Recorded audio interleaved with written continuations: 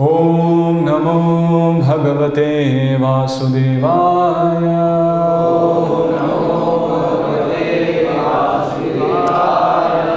ओम नमो भगवते वासुदेवाय।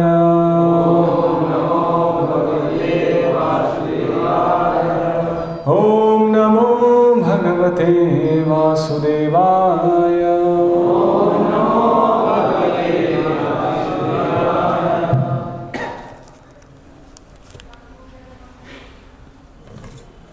स्कंद 4 अध्याय 11 श्लोक संख्या 34 है बोर्ड पे 34।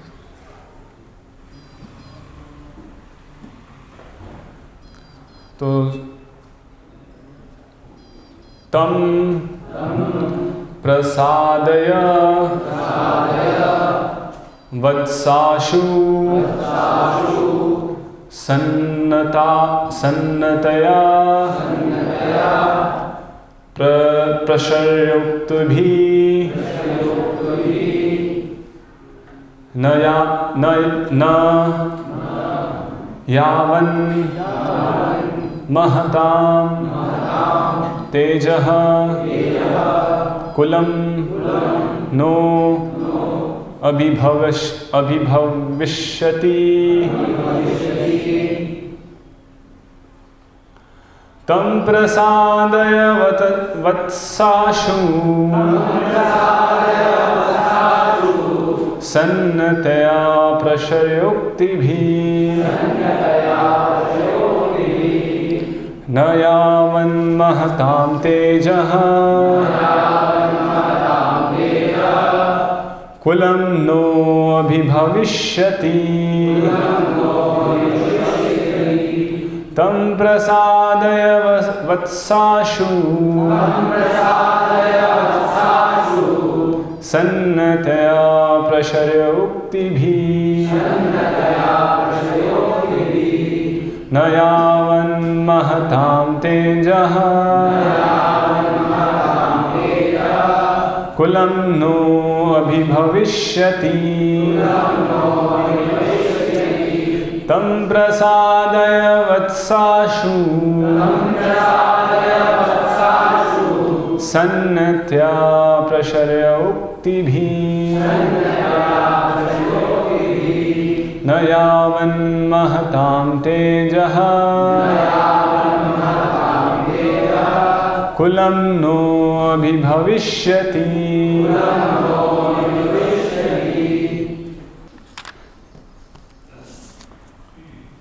तम उसको प्रसादय शांत करो वत्स मेरे पुत्र आशु शीघ्र सन्नतया नमस्कार द्वारा प्रश्रया सदाचरण से उक्ति भी विनीत वचनों से न यावत इसके पूर्व की महतां महान पुरुषों का तेजः कोप कुलम परिवार को नह हमारे अभिभविष्यति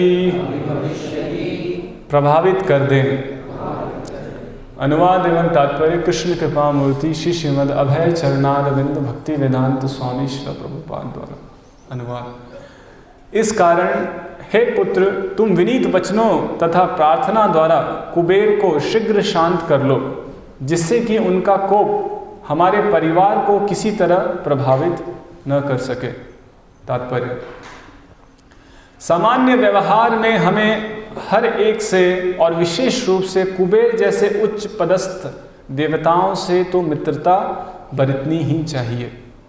हमारा व्यवहार ऐसा हो कि कोई क्रुद्ध न हो जिससे वह व्यक्तियों परिवारों या समाज को हानि पहुंचाए। ओम अज्ञानतिमिरन्धस्य ज्ञानाञ्जनशलाकया चक्षुरुन्मीलितं येन तस्मै श्री गुरुवे नमः। श्री चैतन्य मनोभीष्टं स्थापितं येन भूतले स्वयं रूप कदा मह्यं ददाति स्वपदान्तिकं।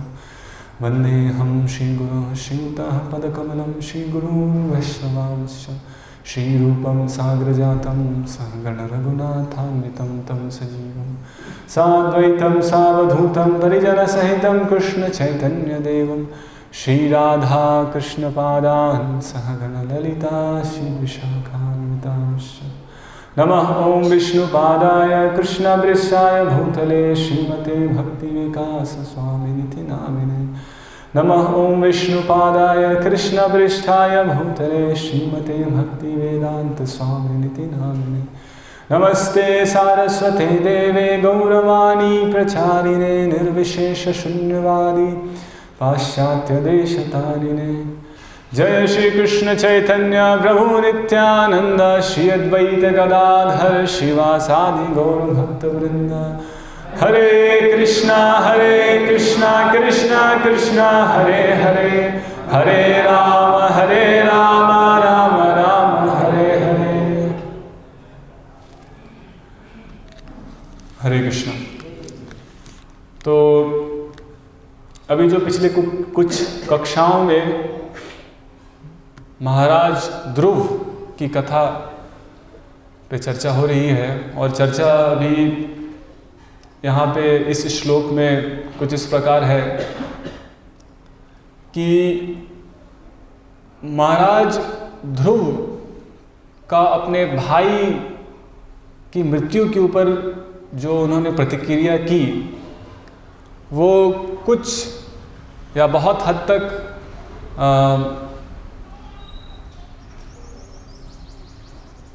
बहुत ही ज़्यादा इम्प्रॉपर था, मतलब कि सही नहीं था, ऐसा वर्णन किया गया। सही और गलत पूर्ण रूप से नहीं बोल सकते हैं, क्योंकि हम चर्चा करेंगे इस विषय में कि क्या आचरण सही था या गलत था, लेकिन अवश्य इतना ज़रूर था कि जितना आवश्यक था उससे ज़्यादा था। ये हम देख सकते हैं कि जितना क्रोध वहाँ पे अपने भाई की मृत्यु पर होना चाहिए, उससे अति रोष, वहाँ वर्ण शब्द आया, अति रोषेण, तो अति रोष हो गया, अति क्रोध हो गया, और उसके कारण तो जब ये समस्या आई, जब ध्रुव महाराज अपना क्रोध और अपना आपा खो बैठे, तो स्वयंभुव मनु ध्रुव महाराज के क्या हैं? दादाजी। ध्रुव महाराज के दादाजी आप कह सकते हैं। हाँ, तो ध्रुव महाराज ब्रह्मा के वंश से थे, ब्रह्मा के पुत्र हैं स्वयंभुव मनु, और स्वयंभुव मनु के पुत्र हैं उत्तानपाद। तो एक तरीके से ब्रह्मा उनके परदादा हुए। तो स्वयंभुव मनु जब उन्होंने देखा कि ध्रुव महाराज का अति रोष इस घटना के ऊपर, तो स्वयंभुव मनु तुरंत वहाँ पे प्रकट हुए। तुरंत तो नहीं, कुछ बहुत युद्ध हो चुका था बहुत हद तक, तो वहाँ पे प्रकट हुए और उन्होंने ध्रुव महाराज को युद्ध रोकने के लिए रिक्वेस्ट किया या ऑर्डर दिया। और वहाँ पे उन्होंने कहा कि आप ज़रूरत से ज़्यादा क्रोध कर रहे हैं। ये नहीं कहा कि क्रोध नहीं करना चाहिए था, युद्ध नहीं होना चाहिए था। उन्होंने ये कहा कि आप ज़रूरत से ज़्यादा क्रोध कर रहे हैं, इसलिए इसको रोक दीजिए। तो ये यहाँ पे, और जो अभी तो फिर उन्होंने स्वयंभुव मनु ने वहाँ पे ध्रुव महाराज को अलग अलग प्रकार से समझाने का प्रयास किया। और सबसे पहले ध्रुव महाराज को उन्होंने आध्यात्मिक स्तर पे कि जीवन का उद्देश्य क्या होना चाहिए, मैत्री, शत्रुता, ये सब शारीरिक स्तर पे है, और वास्तविक हमारा जो अस्तित्व है वो इस भौतिक शरीर से परे है, इसलिए अहम और मैं, मेरा और तुम्हारा, ये सब भावनाओं से हमें ऊपर उठना चाहिए। तो ये सब आध्यात्मिक ज्ञान बताया। इस द्वंद्व से ऊपर उठो, आत्मा के स्तर पे हमें आना है, हमें कार्य करना चाहिए। एक सैद्धांतिक दृष्टिकोण प्रस्तुत किया। सिद्धांत के अनुसार व्यवहार या आचरण किस आधार पे होना चाहिए, उस सिद्धांत को बताया कि सिद्धांत क्या होना चाहिए कि हम सब, ये शरीर नहीं, हम आत्मा है, हम सब भगवान के अंश हैं। इस द्वंद्वों पे प्रतिक्रिया करना ये हमारा वास्तविक स्वभाव नहीं है। भौतिक जगत के द्वंद्वों में प्रतिक्रिया करना, मान अपमान, गर्मी सर्दी, शत्रु मित्र, अच्छा बुरा, ऊंचा नीचा, गरीब अमीर, ये सब पे प्रतिक्रिया करना, ये जीव का वास्तविक स्वभाव नहीं है। तो ये सैद्धांतिक चर्चा हुई। अब जो 34वें श्लोक में जो चर्चा है ये थोड़ी अलग चर्चा है। 33वें श्लोक तक चर्चा उसी लाइन ऑफ थॉट पे थी। 34वें श्लोक जो आज की चर्चा है, इसमें एक व्यवहारिक दृष्टिकोण प्रस्तुत किया गया है कि अब एक्शन क्या होगा, अब करना क्या है। समझ गए सिद्धांत, हम समझ गए कि हम ये शरीर नहीं, हम आत्मा है, और भौतिक जगत के द्वंद्व ये शरीर के स्तर पे है, आत्मा के स्तर पे कोई द्वंद्व नहीं है, ये समझ में आ गया। लेकिन अब क्या करना है, अब कार्य तो आपको भौतिक जगत में ही करना है ना। आत्मा के स्तर पे हमारी समझ हो सकती है, लेकिन कार्य तो हमको एक सामाजिक स्तर पे तो करना है ना। हमारी समझ आध्यात्मिक होनी चाहिए, लेकिन जब कार्य करेंगे तो एक सामाजिक, एक नैतिक, एक दृष्टिकोण तो चाहिए। तो अब यहाँ पे एक सामाजिक और एक भौतिक दृष्टिकोण कह सकते हैं। अभी तक आध्यात्मिक दृष्टिकोण की समझ की बात हो रही थी, यहाँ पे एक भौतिक और एक तत्कालिक अभी क्या एक्शन होना चाहिए उसके ऊपर बात हो रही है कि स्वयंभू मनु यहाँ पे कह रहे हैं कि तुम विनीत वचनों से, यहाँ शब्द, 3 शब्द यहाँ महत्वपूर्ण है, हम देख सकते हैं। सन्नतया, प्रश्रया, उक्ति भी, ये 3 शब्द यहाँ पे हम देख सकते हैं। तो यहाँ पे ये 3 आदेश दिए, 3 आदेश नहीं, एक ही आदेश है कि तुम जाकर के कुबेर से माफी मांगो, क्योंकि जो यक्षों की हत्या तुमने की है उससे कुबेर अप्रसन्न होंगे, इसलिए तुम जाके कुबेर से माफी मांगो या फिर अपनी गलती एक्सेप्ट करो। और गलती एक्सेप्ट करने में 3 चीज़ों का ध्यान रखो। 3 चीज़ों का, क्या क्या 3 चीज़ें? सन्नतया, प्रश्रया और उक्ति भी।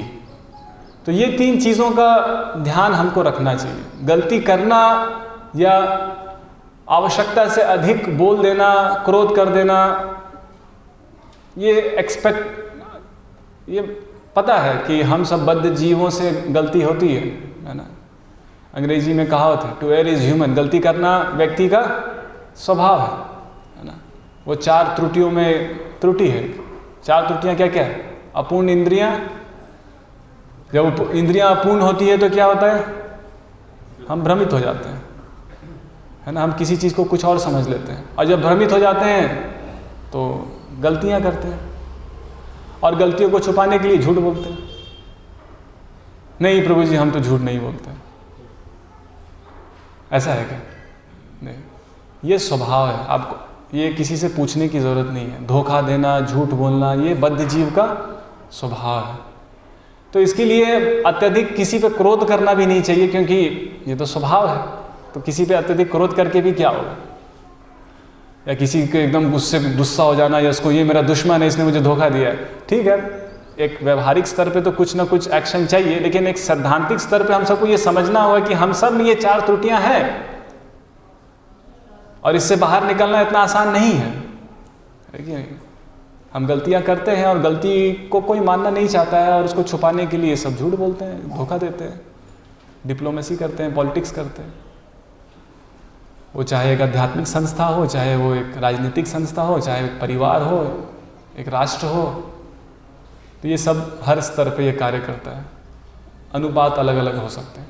तो खैर, तो आज तो यहाँ पे स्वयंभू मनु ने उनको एक व्यवहारिक आज्ञा दी कि आपने गलती की है, और उस गलती को क्यों गलती की है उसका कारण अभी तक आपको सैद्धांतिक दृष्टिकोण से बता दिया मैंने।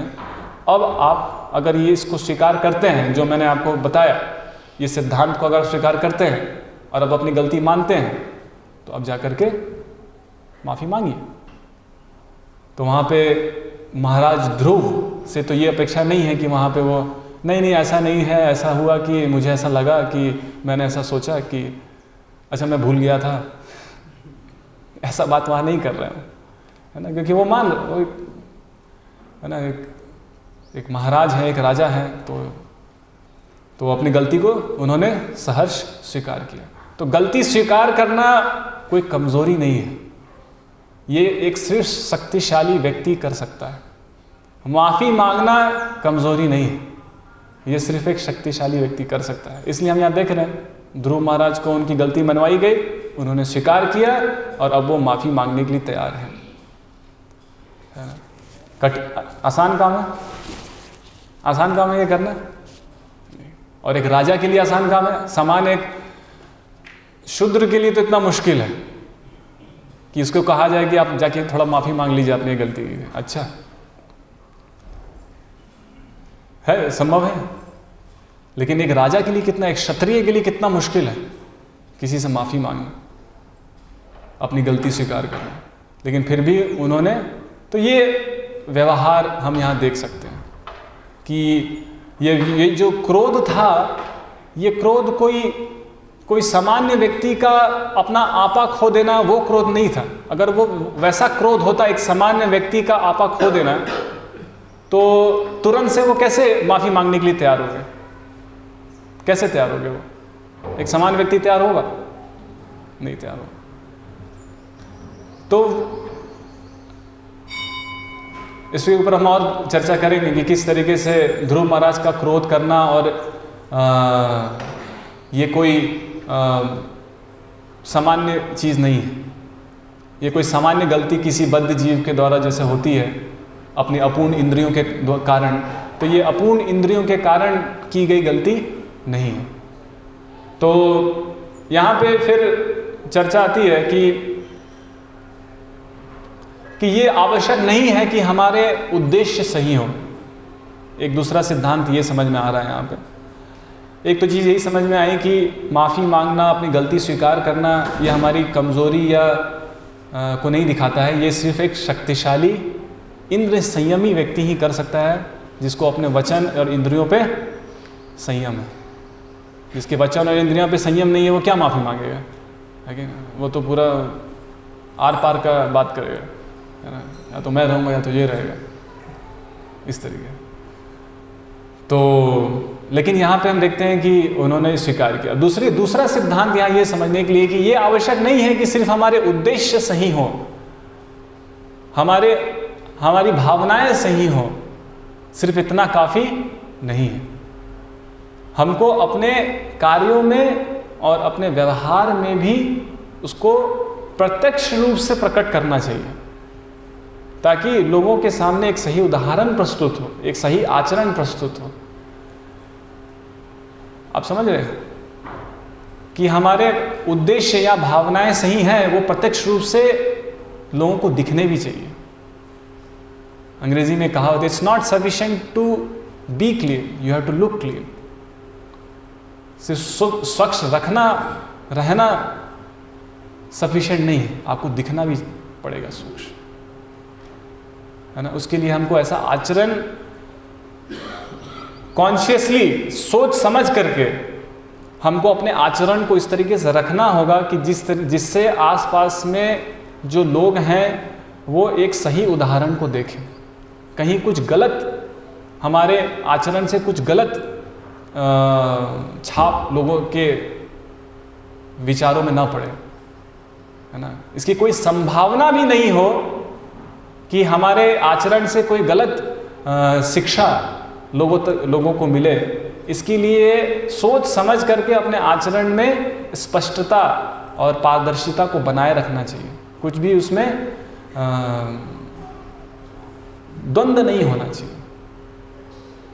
तो ध्रुव महाराज ने जो कार्य किया, तो उसमें कहीं कुछ पारदर्शिता या स्पष्टता में कमी आ गई कि आखिर इतना गुस्सा की क्या आवश्यकता थी। तो ये प्रश्न उठ सकता है कि चलो भाई को मारा तो जिसने मारा उसको मार देते, जिन लोगों ने मिलके मारा उसको मार देते, पूरे के पूरे वंश को ही खत्म करने निकल गए। तो इतना गुस्सा क्यों? तो अब आवश्यक है कि अब एक गलत आचरण प्रस्तुत हो गया है। उद्देश्य गलत नहीं था, उद्देश्य सही था, भावनाएं गलत नहीं थी, भावनाएं सही थी, लेकिन समाज में और जो लोग इस आचरण को देखे हैं उनके अंदर एक गलत छाप पड़ चुका है। तो अब आवश्यक है कि सबके सामने दंड को स्वीकार किया जाए। इतना काफी नहीं होगा कि ठीक है गलत कर लिया तो रूम के अंदर में थोड़ा माफी मांग लिया, स्वयंभू मनु और ध्रुव महाराज के आपसी में एक ये हो गया, चलिए ठीक है दादाजी हो गया गलती, ठीक है, अब आपसी में सामंजस्य बैठ गया। लेकिन गलती तो सबके सामने हुई है, और सामंजस्य रूम के अंदर, माफी रूम के अंदर नहीं। आपने गलत आचरण प्रस्तुत किया है, इससे गलत शिक्षा जन समाज में गई है, तो जन समाज के बीच में जाकर के आपको माफी मांगनी पड़ेगी और ये दिखाना पड़ेगा कि ध्रुव महाराज उत्तानपाद का बेटा ने भी माफी मांगी, अपनी गलती स्वीकार की। स्वयंभू मनु के वंश में भी राजाओं ने गलती की लेकिन माफी मांगी। तो इसको सबको पता चलना चाहिए, है ना, ताकि भविष्य में कोई किसी के अंदर कोई संदेह नहीं रह जाए। आप समझ रहे हो? क्योंकि राजा के द्वारा किया गया कोई कार्य उसका बहुत हद तक यूटिलाइज किया जा सकता है कि नहीं, उसका गलत उपयोग किया जा सकता है। इसलिए ये काफ़ी नहीं है कि स्वयंभू ध्रुव महाराज ने, ये काफ़ी नहीं है कि उन्होंने गलती की और उन्होंने मान ली, ये इससे इतना काफ़ी नहीं है। उनको एक आचरण सबके सामने प्रस्तुत करना पड़ेगा और सबको बताना पड़ेगा कि हाँ मैंने ये गलती की, और सबको पता चलना चाहिए, है ना। Seizures wife should be above suspicion. आप राजा हैं, आपको इतना सम्मान मिल रहा है, तो आपको संदेह से भी परे रहना पड़ेगा। गलती से तो परे रहना ही पड़ेगा, गलती के संदेह से भी परे रहना पड़ेगा, कि कोई संदेह भी ना हो लोगों को कि राजा ने कोई गलती की है। इस संदेह से भी आपको अपना आचरण परे रखना पड़ेगा। ऐसा आचरण होना चाहिए। जैसे कि हम देखते हैं सीता राम रामायण में, तो जो सीता माता जब लंका से वापस आई तो किसी को कोई संदेह नहीं था सीता माता की पवित्रता में, लेकिन फिर भी कोई एक संदेह कहीं से उत्पन्न हुआ। और भगवान राम जो इस पूरे पृथ्वी के सम्राट हैं, और इस पृथ्वी पे कितनी आबादी रही होगी उस समय, कुछ अरब करोड़ और अरब आबादी रही होगी। तो इतनी आबादी में कोई एक व्यक्ति ने संदेह पैदा कर दिया, और राजा जो पूरे पृथ्वी का सम्राट है, चक्रवर्ती सम्राट है, उसके लिए जो क्या फर्क पड़ता है कि समुद्र जैसे सम्राट में कोई एक बूंद अगर गंदा कोई पानी है भी तो क्या फर्क पड़ता है। कोई एक व्यक्ति ने कुछ गलत बोल भी दिया तो क्या फर्क पड़ता है। लेकिन क्या भगवान ने उसको इग्नोर किया, उस संदेह को? नहीं, उसके ऊपर एक्शन हुआ, और एक्शन इतना कठोर एक्शन हुआ कि आज तक इतिहास में इसको याद रखा गया। ऐसा उस पर निर्णय लिया गया और ऐसी प्रतिक्रिया की गई कि आने वाले समय में इतिहास में इसको याद रखा जाए कि सूर्यवंश के राजा पे कोई कलंक नहीं लगा सकता, कोई संदेह भी नहीं कर सकता। कलंक लगाने की तो बात दूर की है, कोई संदेह भी उत्पन्न नहीं कर सकता, है ना। तो seizures wife should be above suspicion. Suspicion मतलब संदेह। तो उसी तरीके से साधु हैं, राजा हैं, ये सब बहुत सम्मानजनक पद हैं, तो इनका व्यवहार और आचरण संदेह से भी ऊपर होना चाहिए, बहुत आवश्यक। नहीं तो इसके बहुत परिणाम इस तरीके से आएंगे कि जिसकी कल्पना भी नहीं की जा सकती है। आपको लगेगा चलो थोड़ा सा है, क्या दिक्कत है, थोड़ी सी गलती हो गई, थोड़ा सा ऊपर नीचे हो गया, कभी कभी हो जाता है। नहीं, आपने गलती की है, आप उसको स्वीकार कीजिए, और आने वाले समय के लिए आपको आचरण प्रस्तुत करना होगा उसको, ताकि संदेह भी पैदा ना हो। ये सिद्धांत हमको समझना है। तो इसलिए ध्रुव महाराज को स्वयंभू मनु ने सिर्फ गलती मानने के लिए नहीं कहा, उन्होंने कहा कि माफ़ी भी मांगो। सिर्फ गलती मानना सफिशिएंट नहीं है, इसलिए हमें सीखना चाहिए गलती हम सब करते हैं। हाँ प्रभु जी गलती है, कोई बात नहीं, वो तो ऐसे मानते तो नहीं है, लेकिन फिर भी चलो कोई बिरला व्यक्ति अगर मान भी ले कि मान ली, है ना, 99% लोग तो नहीं मानेंगे, 99.99% लोग नहीं मानेंगे, कोई कुछ दशमलव लोग मान लेंगे। अगर सिर्फ वो मान भी लिए तो सिर्फ क्या उनका मानना काफ़ी है कि हाँ मैंने गलती की? नहीं, आपको उसके लिए माफ़ी मांगना होगा, स्वीकार करना होगा और उसको जिसके प्रति क्रोध हुआ है, अपराध हुआ है, उससे क्षमा मांगनी होगी, है ना। ये आचरण खास करके जो विशेष पद में है ना, उनके लिए विशेष रूप से ये महत्वपूर्ण है। सामान्य लोगों के लिए तो चल जाएगा, और सामान्य लोगों के लिए माफ़ी मांगना कठिन भी नहीं होगा, लेकिन विशेष पद के लोगों के लिए माफ़ी मांगना भी कठिन है, और अगर नहीं मांगते हैं तो उसके परिणाम भी बहुत भयावह उत्पन्न होंगे, है ना। क्योंकि संदेह को खत्म करना बहुत, सिद्धांत ये है कि संदेह नहीं होना चाहिए। उच्च पद पे बैठे लोगों के चरित्र के ऊपर कोई संदेह नहीं होना चाहिए, उनका चरित्र ऐसा होना चाहिए। गलती तो बहुत दूर दूर की, लाखों कोस दूर की बात है कि वो साक्षात कुछ गलती ही कर दें या कुछ अपराधी कर दे, वो तो बहुत दूर की बात है। अपराध का संदेह का भी कोई अंश नहीं होना चाहिए, है ना, उसको भी मिटा देना चाहिए, ताकि एक प्रेसिडेंस को क्या कहेंगे हिंदी में, एक परंपरा, नहीं तो क्या परंपराएं कमज़ोर हो जाएंगी, संप्रदाय कमज़ोर हो जाएंगे। कहने का अर्थ है अगर संप्रदाय, अगर इसको ना किया जाए तो परंपराएं और संप्रदाय कमज़ोर हो जाएंगे। इसलिए भगवान राम ने ऐसा कठोर निर्णय लिया था, और यहाँ पे ध्रुव महाराज को ऐसा कठोर स्टेप लेना पड़ रहा है। तो तीसरी चीज़ यहाँ समझने के लिए ये है कि सामान्य रूप से जब हम किसी घटना को समझते हैं, इससे एक सीख लेनी ज़रूरी है। सामान्य रूप से जब हम किसी घटना का विश्लेषण करते हैं तो उस घटना का विश्लेषण 99.99% जो लोग हैं वो किसी घटना को कैसे समझते हैं, ये सही है, ये गलत है। जबकि दुनिया में सही और गलत जैसी कोई दो पक्ष स्पष्ट रूप से होती ही नहीं, ऐसी कोई चीज़ है ही नहीं कि ये पूर्ण रूप से सही है, ये पूर्ण रूप से गलत है। जो सही है उसमें भी कुछ गलती है, जो गलत है उसमें भी कुछ सही है। गलत बोल रहा है कि नहीं? लेकिन हमारा जो विश्लेषण होता है किसी घटना को लेकर के, वो कैसा होता है? इसने ठीक नहीं किया, इसने गलत किया, वो मेरा शत्रु है, ये मेरा मित्र है। दो एक्सट्रीम पक्षों को हम ले लेते हैं, पक्ष पहले ले लेते हैं, विश्लेषण बाद में करते हैं। जबकि विश्लेषण पहले करना चाहिए, पक्ष बाद में लेना चाहिए। पक्ष पहले ले लेते हैं कि मैं इसके साइड में हूँ। क्यों? कुछ हो सकता है, कुछ झुकाव हो, कुछ मित्रता हो, जो भी हो, तो पक्ष पहले ले लिया और पक्ष ले करके विश्लेषण कर रहे हैं। तो कैसे होगा विश्लेषण, है ना? हो पाएगा? समझ पाएंगे आप किसी घटना को? नहीं समझ पाएंगे, क्योंकि आपने पहले ही अपने आप को एक पक्ष में डाल दिया।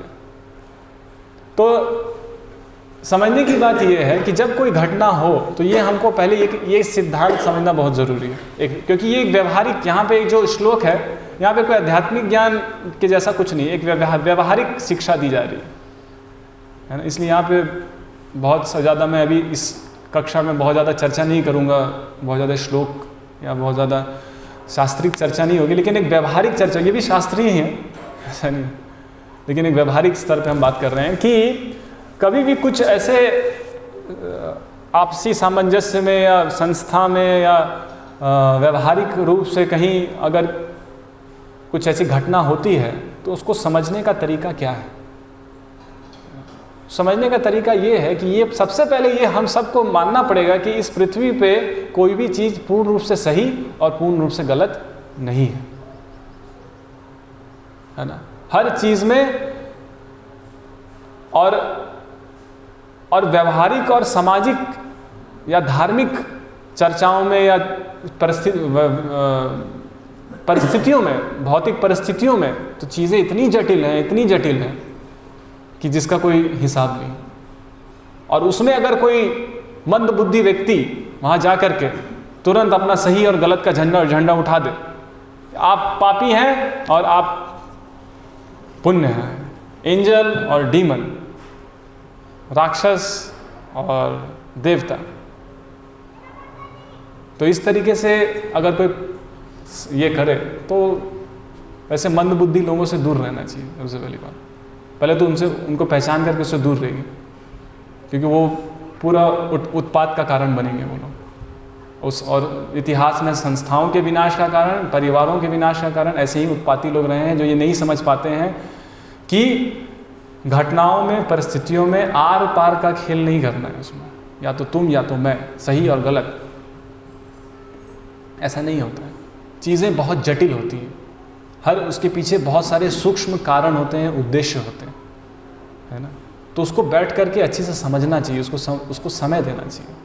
स्वयंभू मनु ने तुरंत, गलती तो दिख रही थी ध्रुव महाराज की, आकर के तुरंत दंड दे देते, एक झापड़ लगा दे, बोले भागो यहाँ से तुम लोग, उल्टा सीधा काम। हमारा व्यवहार कुछ इस तरीके का होता है ना, निकाल दीजिए प्रभु जी, इनको रहने के लायक नहीं है। ऐसे लोगों को पता नहीं हमने क्यों रखा है यहाँ पे। जैसे लग रहा है वो खुद कितना परफेक्ट व्यक्ति है, उससे कभी गलती होती ही नहीं।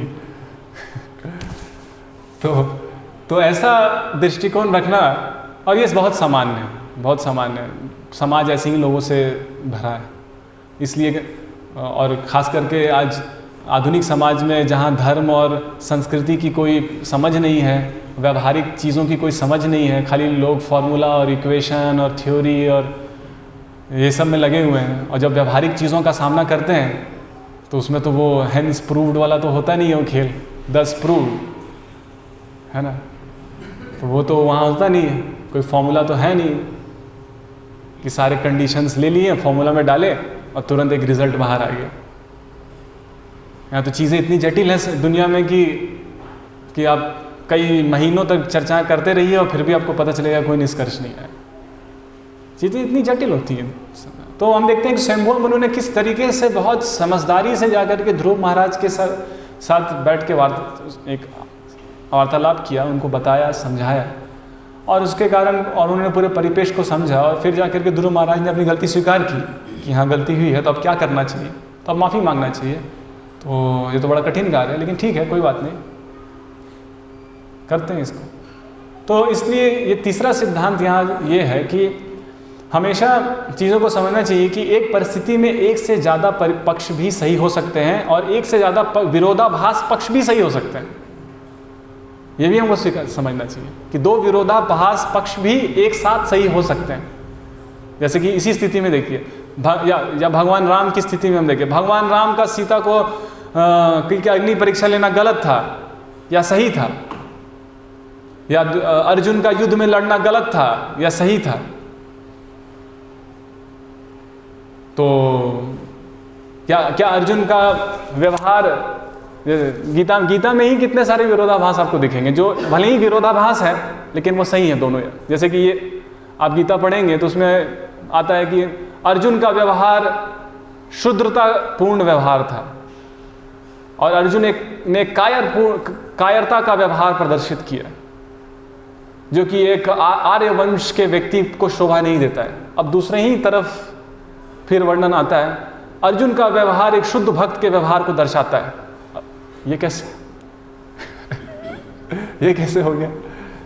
अर्जुन का व्यवहार एक शुद्ध भक्त के व्यवहार को दर्शाता है, जहाँ पे हम देख सकते हैं कि अर्जुन किस तरीके से युद्ध भूमि के परिणामों का विश्लेषण कर रहे थे, जिससे ये पता चलता है कि एक शुद्ध भक्त ही इस तरीके का विश्लेषण कर सकता है, जिसकी बुद्धि सतोगुणी है, जो समझदार है, और ये एक देवता स्वभाव को प्रदर्शित करता है। यहाँ पे एक श्लोक में कायरता को बताया गया और उसके स्वभाव को मल से बराबरी की गई। कुतस्त्वा कश्मलम इदम शुद्रम हृदय दौर्बल्यम, शुद्र है, दुर्बल है, कायर है। और दूसरी तरफ 16वें अध्याय में आप देखेंगे तो वहाँ पे अर्जुन के व्यवहार को देवता की प्रकृति में बताया गया। बोला या नहीं? आप जानते हैं वो श्लोक? नहीं। दम्भो दर्पो अभिमानश्च क्रोधम पारुषम एवच मासुच संपदम देवी अभिजातस्य भारत। नहीं, क्रोधम पारुषम एवच ऐसे ही। तो वहाँ पे आसुरिक प्रकृति को बताया गया और दैवी प्रकृति को बताया गया। तो जब दैवी प्रकृति को बताया गया तो वहाँ बोला गया कि नहीं, जब आसुरी प्रकृति को बताया गया तो वहाँ बोला गया अर्जुन तुम चिंतित मत हो, क्योंकि तुम ये प्रकृति में नहीं हो, तुम दैवीय प्रकृति में हो। यानी कि उसका जो पूरा आर्ग्यूमेंट्स थे उसको अब दैवी प्रकृति, एक देवता की प्रकृति बताई गई, जब पहले ही कुछ श्लोकों में उसको कंडेम किया गया था। तो कहने का अर्थ ये है, या भगवान राम के एक्शन को आप सही बोलेंगे या गलत, तो एक तरीके से गलत हो सकता है कि एक छोटे से गलती के लिए इतनी बड़ी सज़ा क्यों, कोई बोल सकता है। एक छोटे से डाउट के लिए, गलती भी नहीं थी, एक संदेह था, छोटे से संदेह के लिए इतनी बड़ी सज़ा, है ना, पुत्र और पत्नी सबको बाहर प्रजा से, तो छोटी सी संदेह के लिए तो एक तरीके से गलत भी बोला जा सकता है, लेकिन एक तरीके से सही है, क्योंकि एक राजा के स्तर पे संदेह भी नहीं होना चाहिए। एक राजा के वस्त्र पे कोई दाग तो बहुत दूर की बात, दाग का संदेह भी नहीं होना चाहिए, नहीं तो उसका भी बहुत समय के आने वाले समय के साथ बहुत बड़ा परिणाम आएगा और आएगा। और इस ये चीज़ हम सब के लिए बहुत महत्वपूर्ण है, खास करके जो साधु धर्म में है, संन्यास धर्म में है, उनको इस चीज़ को समझना हो। तो यहाँ कहने का अर्थ ये है कि ये समझना होगा कि चीज़ों का विश्लेषण, भौतिक परिस्थितियों का विश्लेषण, धर्म की व्यावहारिकता ये बहुत जटिल है।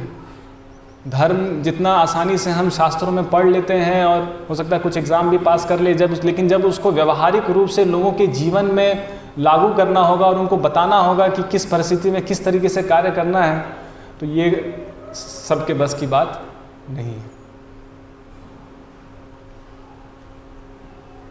इसलिए यहाँ पे कहा गया कि यहाँ शब्द आया है कि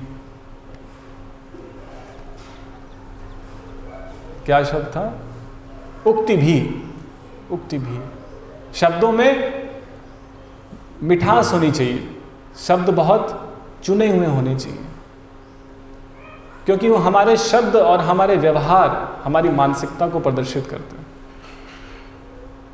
तो यहाँ पे जो माफ़ी मांगना है या अपनी गलती स्वीकार करनी है या एक सही गलत आचरण को सही आचरण में बनाना है, तो अब उसके लिए हमारे पास हथियार क्या है, हमारे शब्द, यही हथियार है। और क्या कर सकते हैं ध्रुव महाराज, जो लोगों को मारना था वो तो मार के ख़त्म कर दिया, अब क्या कर सकते हैं?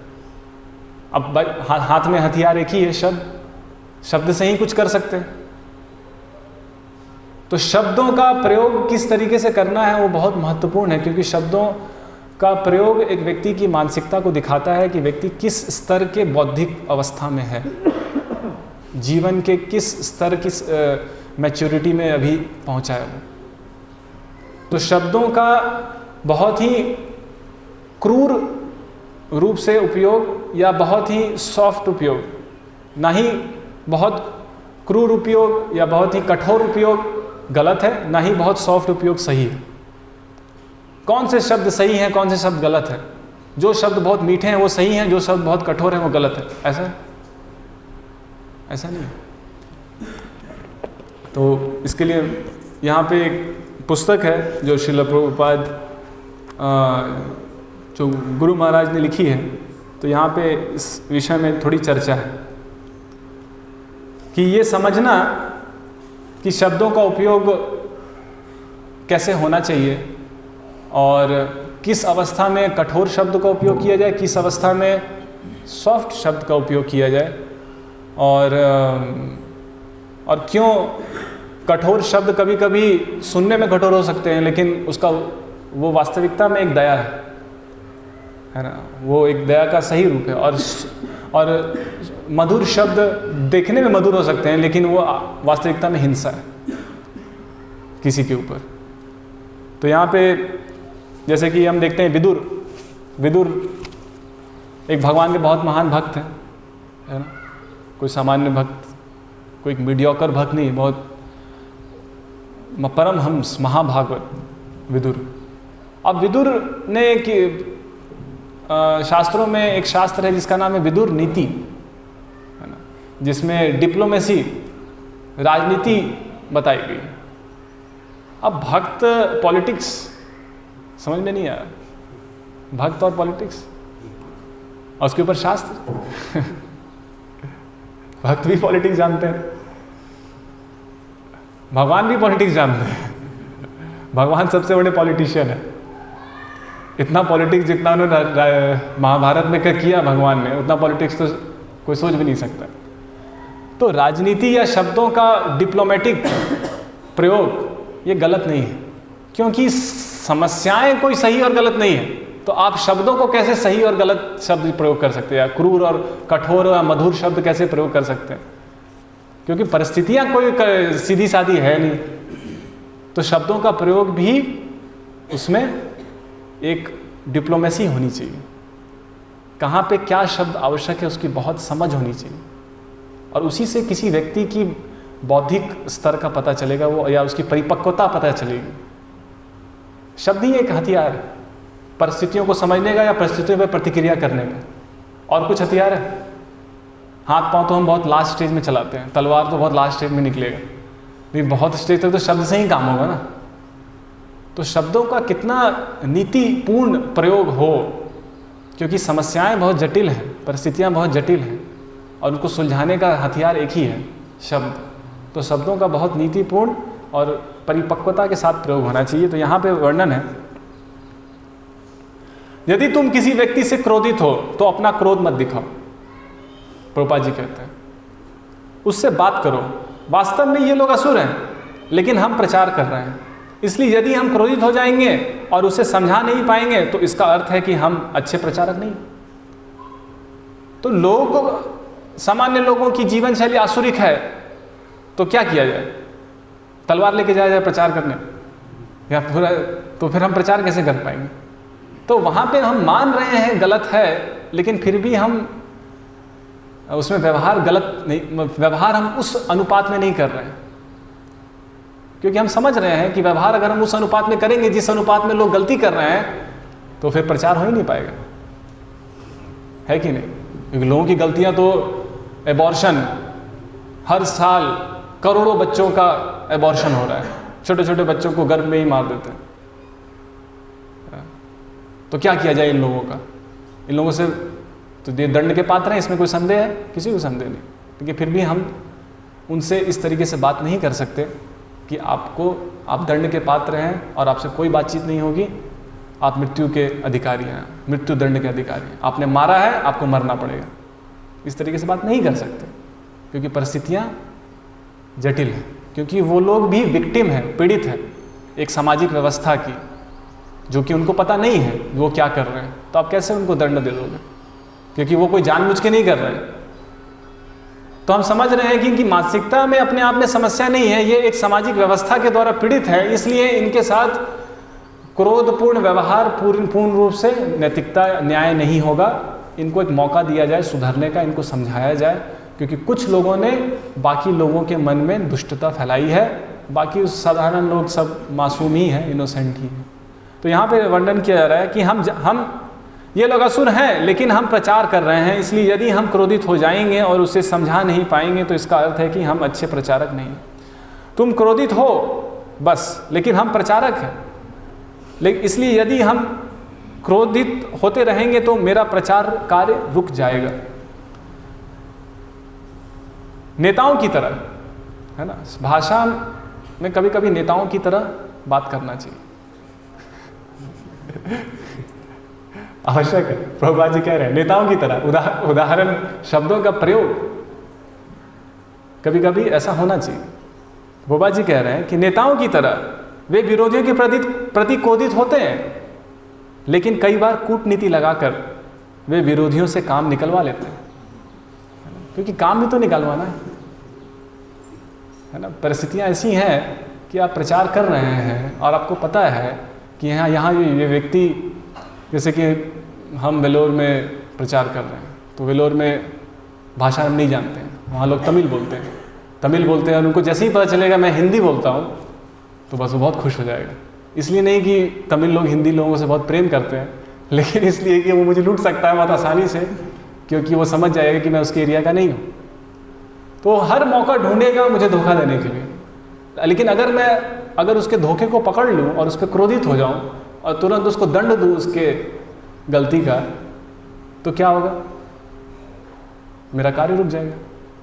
मैं कार्य कैसे करवाऊँगा जो मैं कार्य करवाना चाहता हूँ? कार्य रुक जाएगा।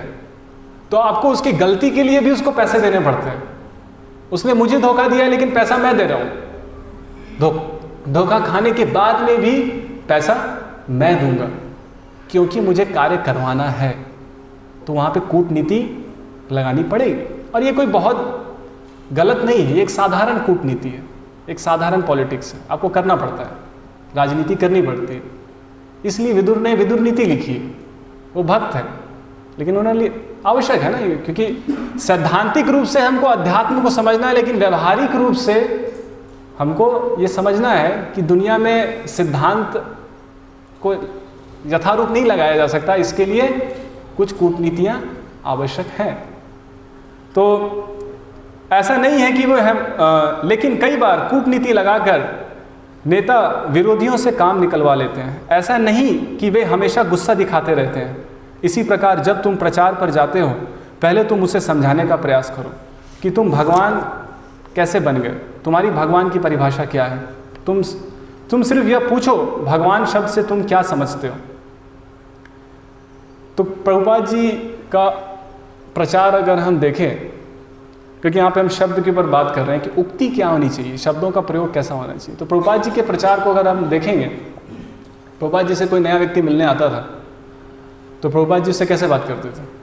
उनको पता है कि वो जिससे बात कर रहे हैं वो एक नंबर का अय्याश, एक नंबर का पापी व्यक्ति वहाँ बैठा हुआ है ना। अमेरिकी है, ब्लेच है, उसको कोई गिनती नहीं है वो कितना पापी और अय्याश है, लेकिन उससे बात ऐसे कर रहे हैं जैसे ऐसा प्रतीत हो रहा है कि कितना जेंटलमैन व्यक्ति है।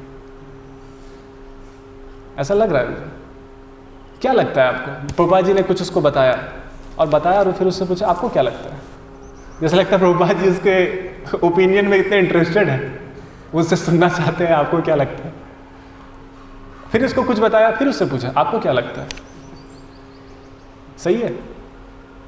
देखो शब्दों का कितना उक्तिपूर्ण प्रयोग है कि सामने वाले को ये ना लगे कि हम बस उस पर हावी होना चाहते हैं, हम अपने विचारों को उस पर हावी होकर के उसे मनवाना चाहते हैं, है ना। और जबकि हम चाहते वही है। हमें मौका मिले तो हम जबरन सबको मनवा दें, है ना, कि कृष्ण ही भगवान है।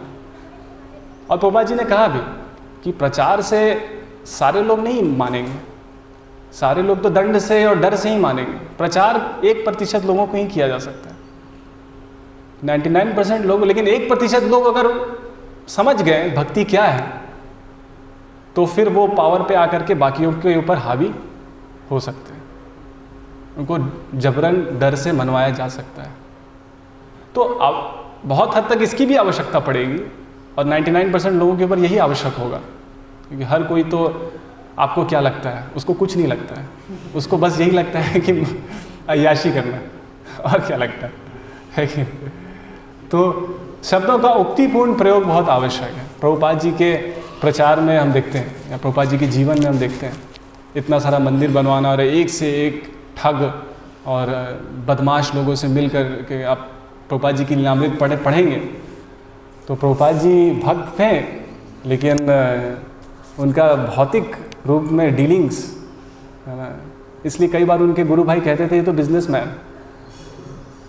ऐसा प्रतीत होता था क्योंकि उनकी डीलिंग्स इतनी एक्सपर्ट होती थी, इतने एक्सपर्ट थे वो सांसारिक चीज़ों में, कोई उनको बेवकूफ़ नहीं बना सकता। तो भक्ति सिद्धांत सरस्वती महाराज कहते थे कि जो भक्त है वो मासूम या सहमा हुआ, डरा हुआ, पीड़ित, ऐसा नहीं दिखाना चाहिए कि हम समाज से पीड़ित हैं, ये समाज बहुत बुरा है और ये हम पर अत्याचार कर रहा है, आप लोग क्यों हरि नाम नहीं लेते हैं। इस तरीके से नहीं होना है।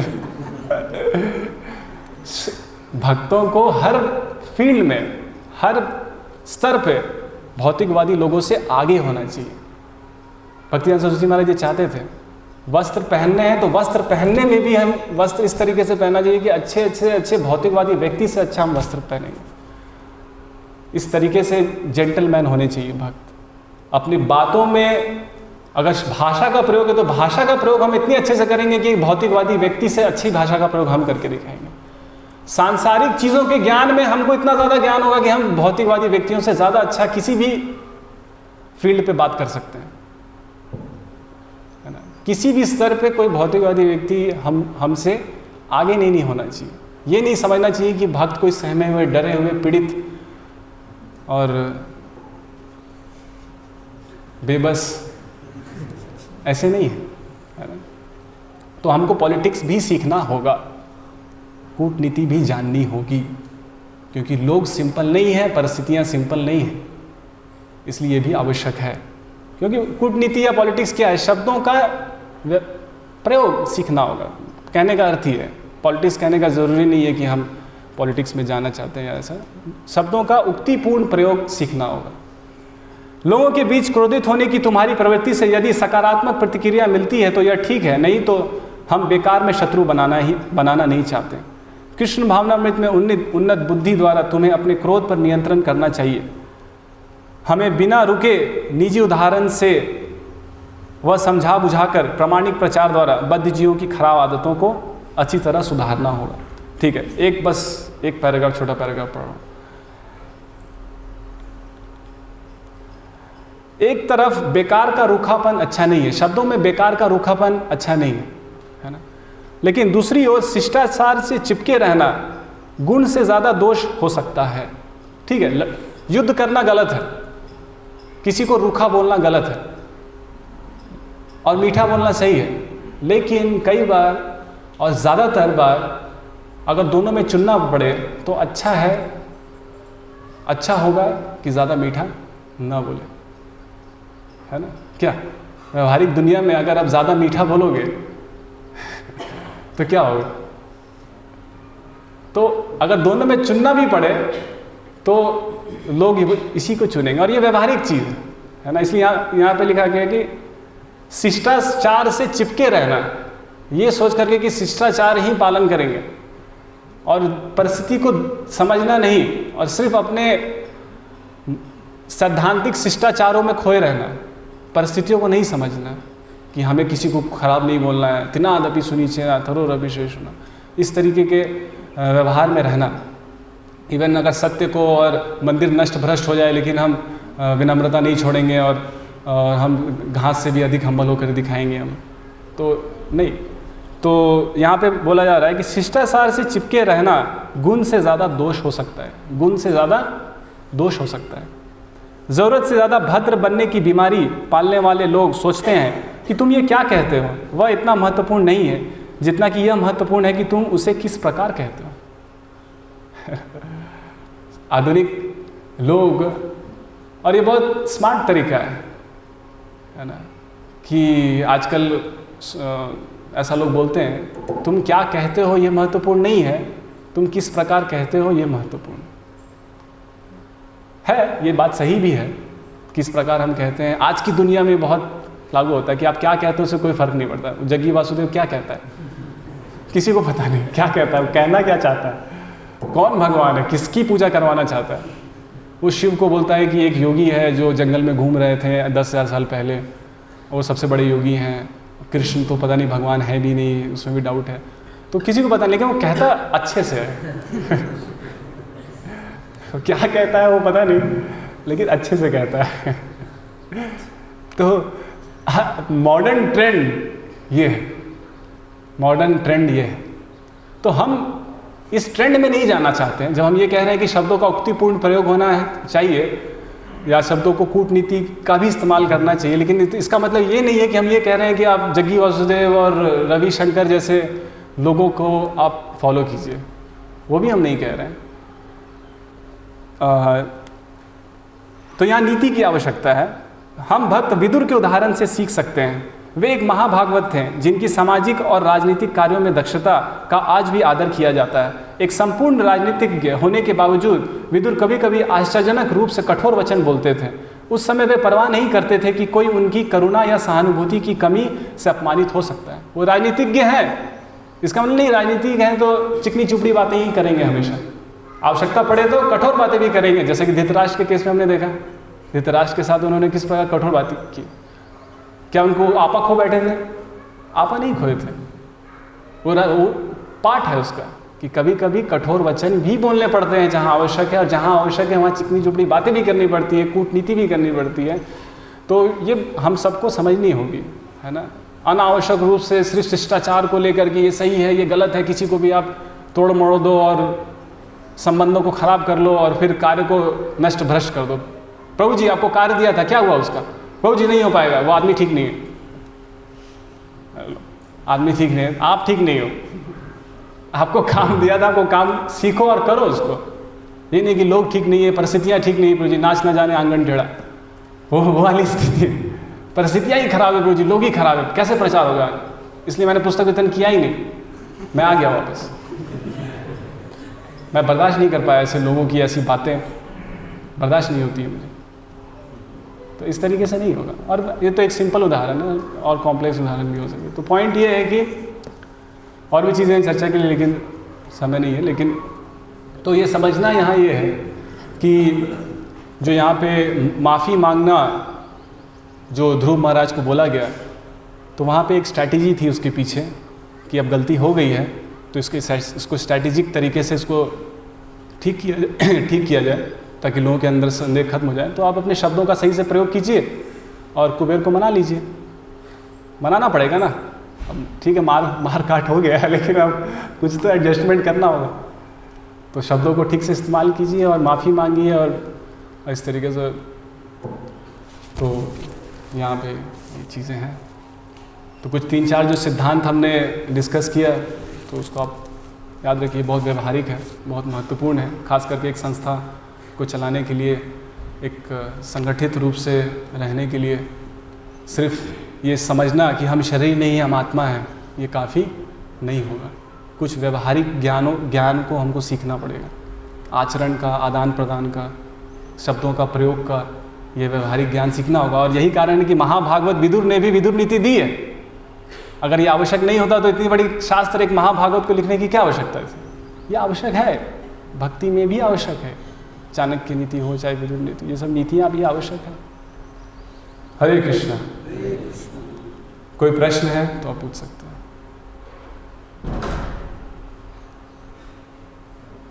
सामान्य व्यक्ति अगर किसी की गलती देख ले,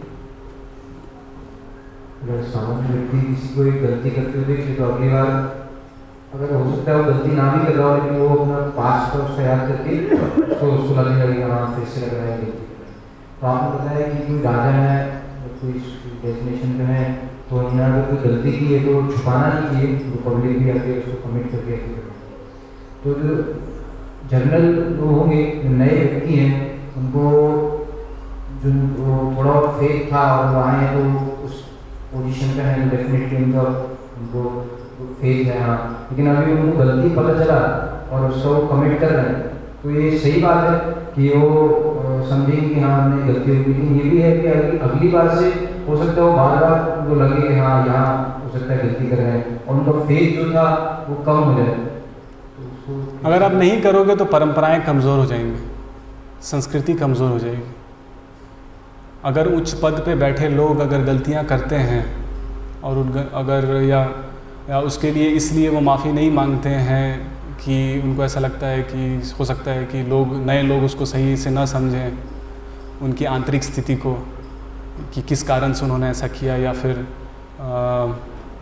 ये भी संभावना है कि हो सकता है कि आने वाले समय में उनको उनकी एक गलती के कारण कोई उनको हर परिस्थिति में उनको उसी तरीके से देखे। ये परिस्थितियाँ हो सकती हैं, ये हर परिस्थिति में से संभव है। लेकिन अगर किसी कार्य, तो इसमें ऐसा नहीं हो, हर परिस्थिति में डिपेंड, जैसा मैंने आपको बताया कि कोई चीज़ सही और गलत नहीं है कि हर समय माफ़ी मांगना ही सही है। कई बार हो सकता है माफ़ी ना मांगना भी सही हो, डिपेंड करता है सिचुएशन कैसी है। लेकिन इन जनरल एक सिद्धांत ये भी है, क्योंकि यहाँ पे विशेष रूप से श्लोक है माफ़ी मांगना, तो इसलिए मैं उस पर ज़्यादा जोर दे रहा हूँ। क्योंकि श्लोक उस चीज़ को कह रहा है ना कि ध्रुव महाराज माफ़ी मांगने जा रहे हैं, तो मैं उसकी आवश्यकता को मैं बता रहा हूँ विशेष रूप से इस प्रवचन में। इसका मतलब ये नहीं है कि यही एब्सोल्यूट तरीका है, ये श्लोक उस पर है इसलिए मैं उस पर ज़्यादा जोर दे रहा हूँ। आप समझ रहे हो? इसका मतलब ये नहीं है कि हर परिस्थिति में उच्च पद के लोगों को सबके सामने आकर के खड़े होकर के माफ़ी मांगना चाहिए अपने छोटे छोटे गलतियों के लिए। ये इसका मतलब ये नहीं है, वो डिपेंड करता है, परिस्थिति पे डिपेंड करता है, और उसमें किस परिस्थिति में कैसे कार्य करना है वो वरिष्ठ भक्तों के साथ या वरिष्ठ लोगों के साथ बैठ करके, जैसे ध्रुव महाराज ने समूह मनु के साथ बैठ करके चर्चा की और उसके अनुसार एक व्यवहार किया। तो यहाँ पे ये व्यवहार आवश्यक है, इसलिए मैं इस पर बता रहा हूँ कि अपनी गलती को स्वीकार करना या गलती के अनुसार एक एप्रोप्रिएट दंड देना, ये इस परंपरा को स्ट्रॉन्ग बनाता है, संस्कृति को स्ट्रॉन्ग बनाता है, और आने वाले समय में और लोग अगर उस तरीके का कोई कार्य करते हैं तो उनको भी एक सीख मिलती है कि उस वैसा सोचे भी ना, करने की दूर की बात है, जैसा कि चैतन्य महाप्रभु और छोटा हरिदास के केस में हम देखते हैं। लेकिन कई बार हम ऐसा भी देखते हैं कि श्रीला प्रभुपाद जी ने अपने कई सारे शिष्यों को, जिन्होंने बहुत सारे गलत काम किए भी थे, लेकिन जब उन्होंने आके माफ़ी मांगी तो श्रीला प्रभुपाद जी ने परंपराओं के हिसाब से तो ऐसा दंड देना चाहिए था कि जैसे लोगों को एक उदाहरण प्रस्तुत हो जाए। लेकिन हम देखते हैं कि श्रीला प्रभुपाद जी ने एक बार एक भक्त थे, सन्यासी थे, और वो आए, वो फिर सन्यास छोड़ करके चले गए थे। तो फिर वो वापस आए और उन्होंने माफ़ी मांगी और उन्होंने कहा कि चैतन्य महाप्रभु ने तो छोटा हरिदास को त्याग दिया था और छोटा हरिदास ने तो आत्महत्या कर ली थी, तो क्या आप मुझे स्वीकार करेंगे? तो बहुत लंबे समय तक एक शांति, प्रभुपाद जी कुछ बोल ही नहीं रहे और सिर नीचे करके वो ऐसे बैठे हैं, कुछ नहीं बोल रहे, एकदम पूरे रूम में पिन ड्रॉप साइलेंस।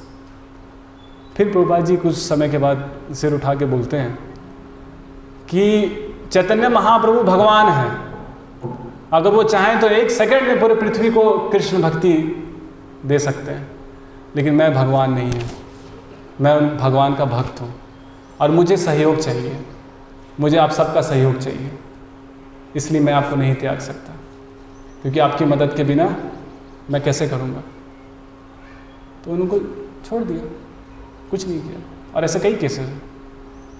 तो किस केस में दंड देना, माफ़ी मांगना आवश्यक है, किस केस में दंड माफ़ी आवश्यक नहीं है, ये इसका कोई, मैंने आपको बताया, कोई चीज़ सही और गलत मैं यहाँ बैठ करके एक शासक की तरह डंडा लेकर के नहीं बोल सकता ये सब सारी सिचुएशंस गलत है, ये सब सारी सिचुएशंस सही हैं, क्योंकि सिचुएशंस बहुत जटिल हैं, परिस्थितियाँ बहुत जटिल हैं, ये हमको समझना पड़ेगा।